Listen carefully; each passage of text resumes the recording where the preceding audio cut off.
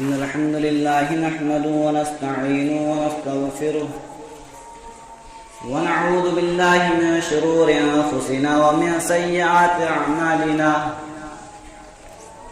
من يهده الله فلا مضل له ومن يضلل فلا هادي له وأشهد أن لا إله إلا الله وحده لا شريك له وأشهد أن محمدًا عبده ورسوله يا أيها الذين آمنوا اتقوا الله حق تقاته ولا تموتن إلا وأنتم مسلمون يا أيها الناس اتقوا ربكم الذي خلقكم من نفس واحدة وخلق منها زوجها وبث منهما رجالا كثيرا ونساء واتقوا الله الذي تساءلون به والأرحام إن الله كان عليكم رقيبا يا أيها الذين آمنوا اتقوا الله وقولوا قولا سديدا يصلح لكم أعمالكم ويغفر لكم ذنوبكم ومن يطع الله ورسوله فقد فاز فوزا عظيما أما بعد فإن أصدق الحديث كتاب الله وأحسن الهدي هدي محمد صلى الله عليه وسلم وشر الأمور محدثاتها وكل محدثة بدعة وكل بدعة ضلالة وكل ضلالة في النار فأعوذ بالله من الشيطان الرجيم بسم الله الرحمن الرحيم وما جعلنا لبشر من قبلك الخلد أفإن مت فهم الخالدون كل نفس ذائقة الموت وقال النبي صلى الله عليه وسلم عن أبي هريرة رضي الله تعالى عنه قال قال رسول الله صلى الله عليه وسلم رب اشرح لي صدري ويسر لي أمري واحلل عقدة من لساني يفقهوا قولي رب زدني علما اللهم رب زدني علما آمين. سامعین حضرات، حضرت جمعہ، بزرگوں، نوجوان ساتھیوں، دوستوں، پردہ نصیب میری ماں اور بہن اور پیارے بچوں، سب سے پہلے اس وحدہ لا شریک، اس احکم الحاکمین کے لیے تمام تعریفیں، اس کی حمد و ثنا، اس کی کبریائی، اس کی بڑائی بیان کرنا ہم سب کے لیے لائق و رضا ہے، جس نے ہم تمام انسانوں کو اس دار پانی کے اندر پیدا کیا اور ہمیں پیدا کرنے کے بعد یوں ہی بیکار اور بھڑکتا وہ نہیں چھوڑا، بلکہ ہمارے دوسری ہدایت کے لیے، ہمیں سیدھے راستے پر چلانے کے لیے، ہمیں صراط مستقیم دکھانے کے لیے اپنے تمام بے شمار انبیاء اکرام کو اس دنیا میں برابر بھیجتا رہا، اس کے بھیجے ہوئے تمام نبیوں پر، تمام پیغمبروں پر درود السلام نازل ہو، تمام رسولوں پر، بالخصوص اللہ خصوص آخری نبی سید البشر امام الانبیاء امام کائنات نبی آخر الزمان جناب محمد رسول اللہ صلی اللہ علیہ وسلم درود السلام نازل ہو۔ اللهم صل علی محمد وعلى آل محمد كما صليت على إبراهيم وعلى آل إبراهيم إنك حميد مجيد۔ اللهم بارك على محمد وعلى آل محمد كما باركت على إبراهيم وعلى آل إبراهيم إنك حميد مجيد۔ سامعین حضرات، میرا عنوان موت کے تعلق سے ہے، اور یہ موت ایک ایسی سچائی ہے اور ایک ایسی حقیقت ہے کہ اگر میں اپنے ہی کسی دشمن سے کہوں جو میرے لیے ہر وقت سرین سے رستا ہو، اگر میں اسے ہی کیوں نہ کہوں موت کے تعلق سے، اور موت کہوں کہ ہر ایک کسی کو آنا ہے، تو وہ میرا دشمن بھی یہی کہے گا صاحب زمان اپنی اس بات میں حق بازی نہیں کرتا۔ موت ایک ایسی حقیقت ہے جسے دشمن بھی کرا۔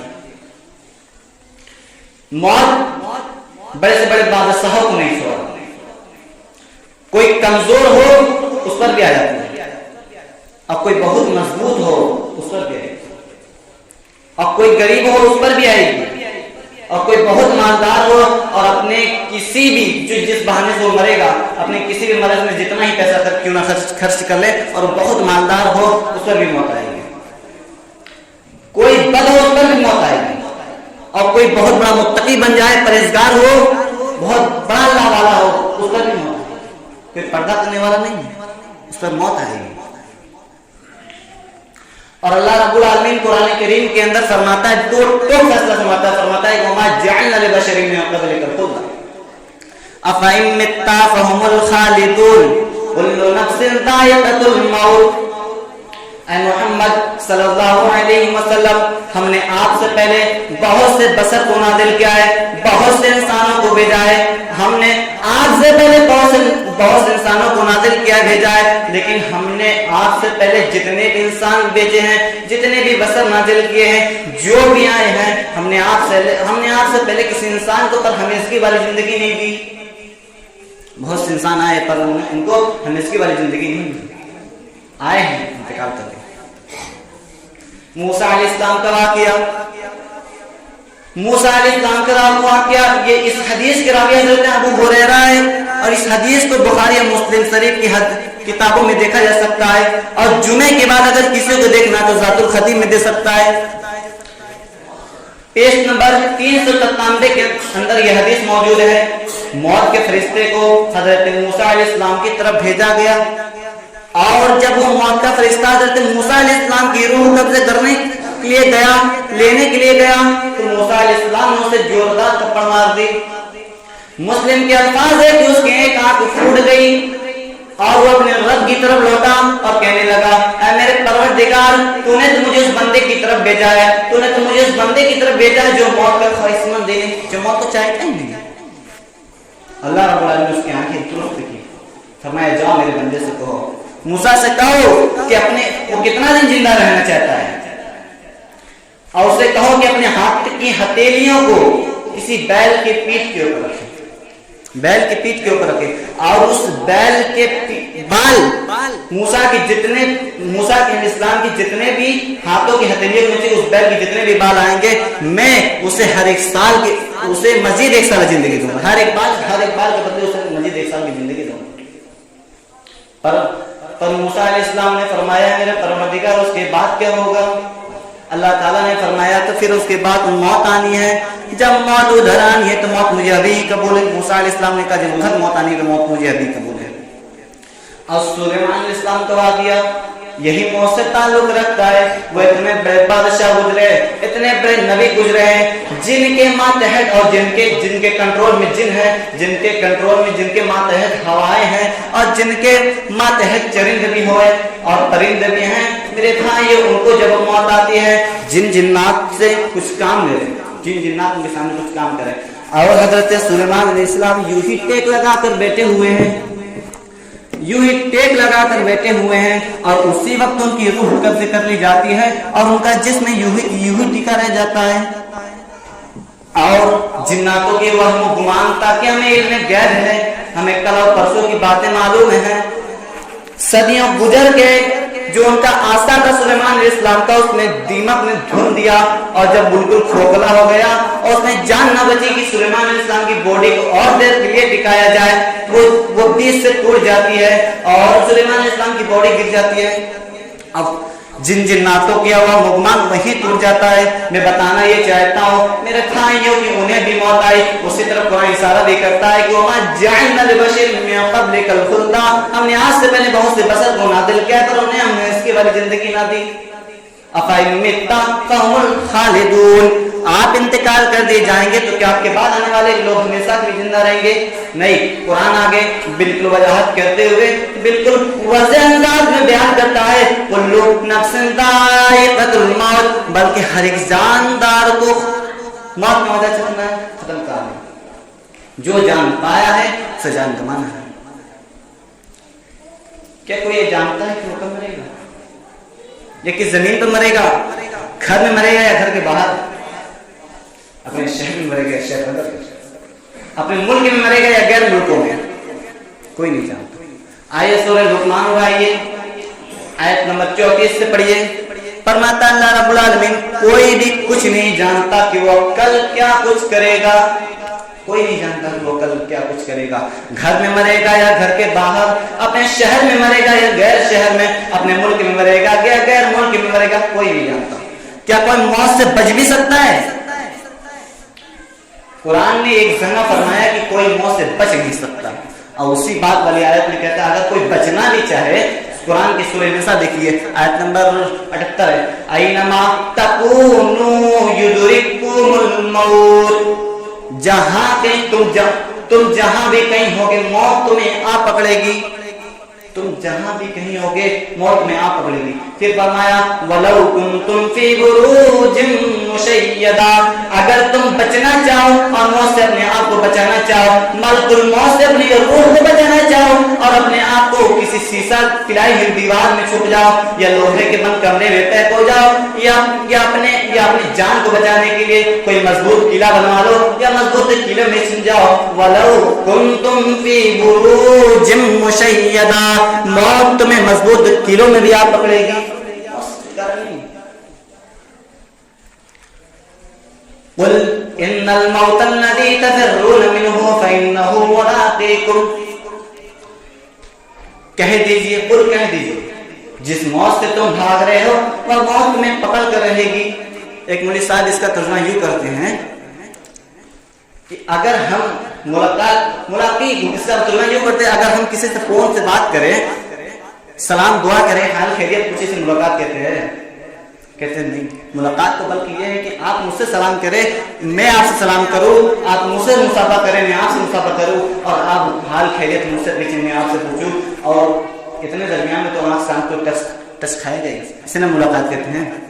ملاقات یہ ہے کہ میں آپ سے ملاقات کروں، آپ سے سلام دو سامنے کروں، ملاقات یہ ہے۔ اب قرآن کا صحیح میننگ کیجئے، قل ان الموت الذی تفرون منہ فانہ ملاقیکم، جس موت سے تم بھاگ رہے ہو وہ موت تمہارے پیچھے پیچھے دوڑ رہی ہے، جس موت سے تم بچنا چاہتے ہو، جس موت سے تم راہ فرار اختیار کرنا چاہتے ہو، وہ موت تم سے ملاقات کر کے رہے گی، تمہارے آنکھوں میں آنکھیں ڈال کر رہے گی، بلکہ تمہارے آنکھوں میں آنکھیں ڈال کر نہیں رہے گی، کلا اذا بلغت التراق، بلکہ تمہارے ہنسری تک پہنچ جائے گی، فلولا اذا بلغت الحلقوم، بلکہ تمہارے نرخرے تک پہنچ جائے گی، یہ نرخرا اور جب یہاں موت آ جائے، اللہ کی قسم یہ بہت سخت لمحہ ہوتا ہے، اور یہ میں کہنے میں ذرا بھی نہیں ہچکچاؤں گا کہ زندگی کا سب سے سخت لمحہ ہوتا ہے۔ اس کی سب سے بڑی دلیل جناب محمد رسول اللہ صلی اللہ علیہ وسلم۔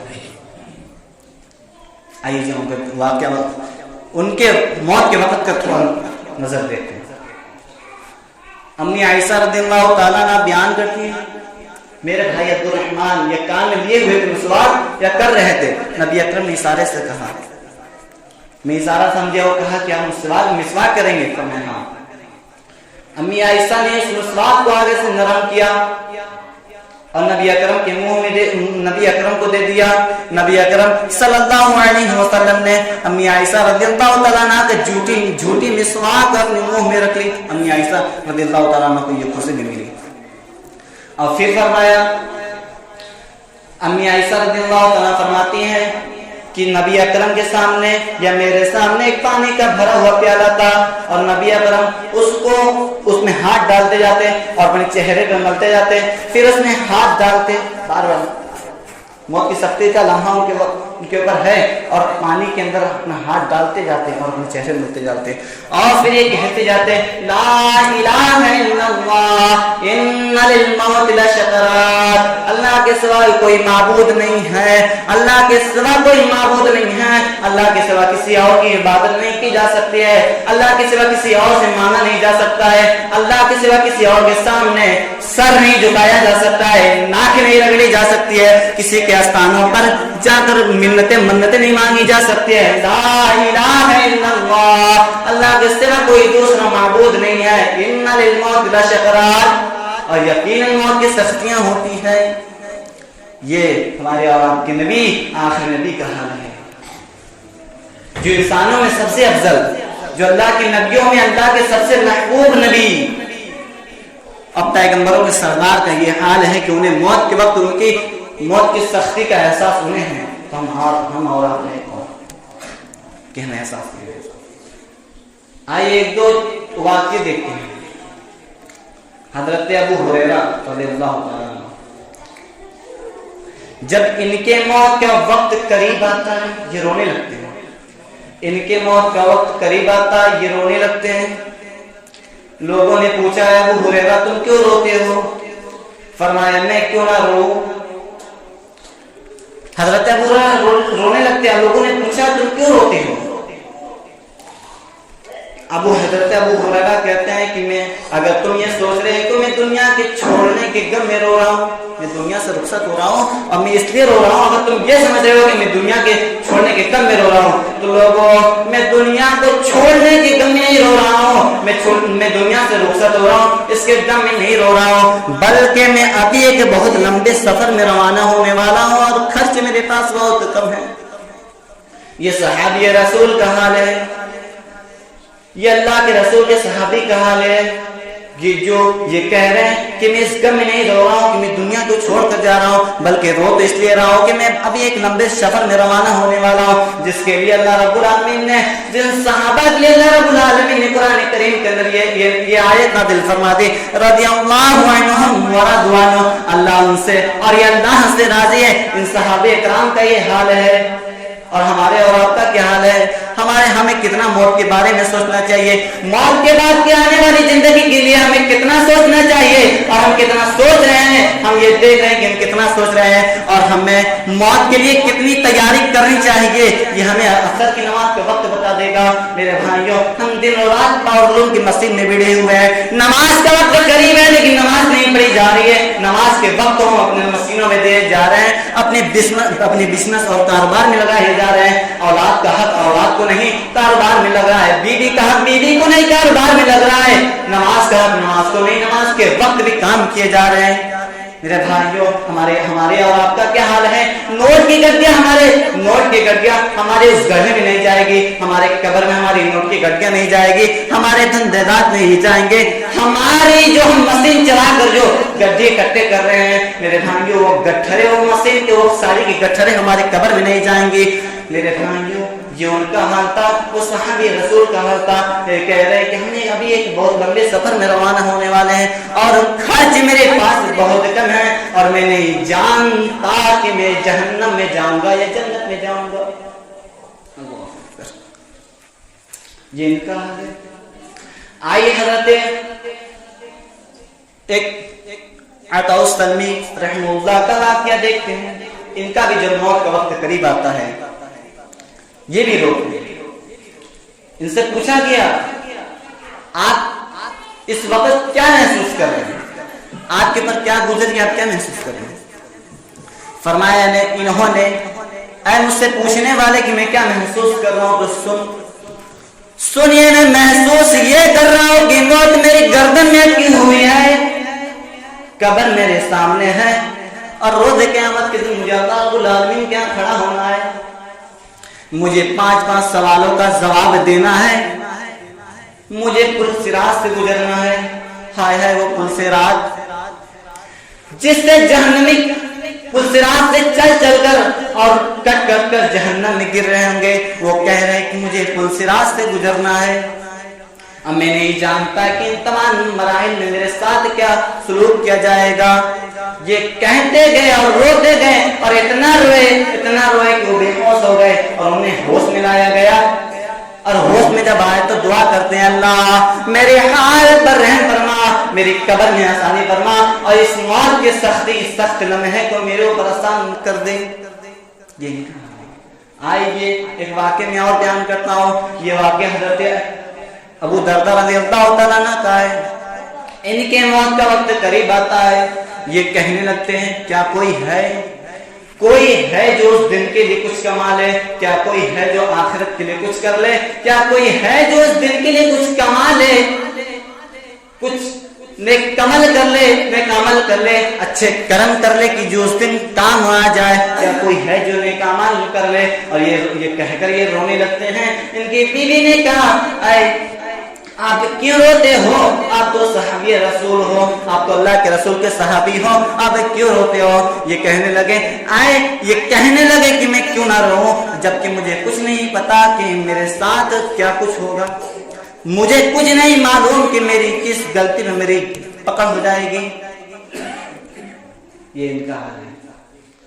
اور میں ایک واقعہ اور بیان کرتا ہوں. یہ ایک بہت نیک انسان ہے. ان کے موت کا وقت قریب آتا ہے. یہ رونے لگتے ہیں. جب یہ رونے لگتے ہیں تو کسی نے پوچھا آپ کیوں روتے ہو؟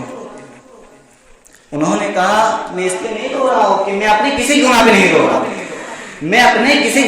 رو رہا ہوں, میں رو تو اس لیے رہا ہوں کہ میں نے زندگی میں کوئی ایسا کام نہیں کیا, میں نے زندگی بھر میں کوئی ایسا کام تو نہیں کیا ہے جو میں ہلکا سمجھ کے کیا ہوں. زندگی میں میں نے کوئی ہلکا کام سمجھ کے نہیں کیا کر لیا ہوں, اور وہ کل قیامت کے دن اللہ رب العالمین کے بہت بڑا کام ہو.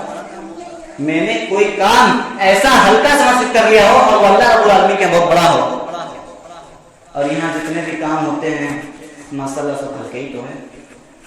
کوئی بھاری کام کرتا ہے, کوئی بھاری گناہ کرتا ہے, کسی کو گالی دینا کون سی بھاری گناہ ہے؟ کسی کے اوپر جھوٹی تہمت لگا دینا کون سی بھاری گناہ ہے؟ ہمارے یہاں اتنے مسلمان بیٹھے ہیں, کسی سے پوچھ لے کوئی کیا جھوٹ بول دینا کون بڑی گناہ؟ آسان تو ہونا, یہی ہم سمجھتے آ رہے ہیں.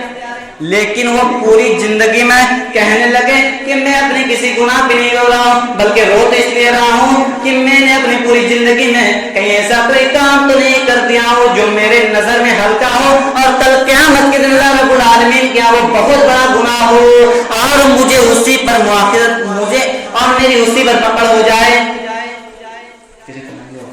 ہمیں اور آپ کو چاہیے کہ موت کو جام پینے سے پہلے, موت کے آنے والے بات کی تیاری کر لیں. قبر کا سفر شروع ہونے سے پہلے, قبر کے اندھیری گڑھے میں اترنے سے پہلے ہم اس کی سفر میں جو خرچ جو ہوتا ہے ہم کچھ کما لیں. آخرت میں اللہ رب العالمین ہمیں کھڑا ہونا ہے, ہمیں جواب دینا ہے. ہر ایک انسان کو جواب دینا ہے, مجھے بھی جواب دینا ہے. ہم سب کو چاہیے کہ ہمیں اس کے لیے کچھ کر لے جائیں, کچھ نیک عمل کر.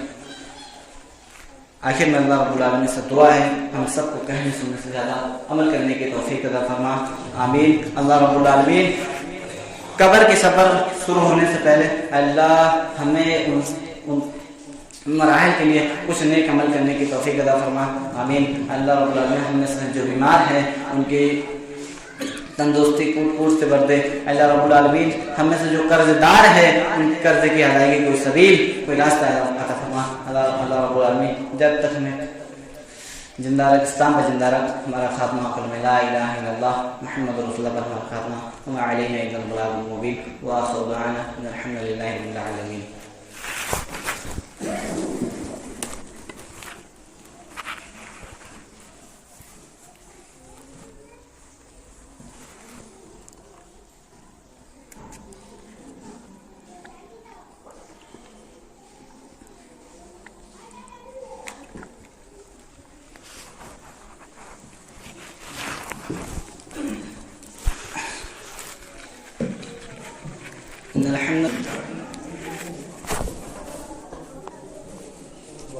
حضرات باہر سے اور لوگ اندر آ جائیں, اندر کی اور جگہ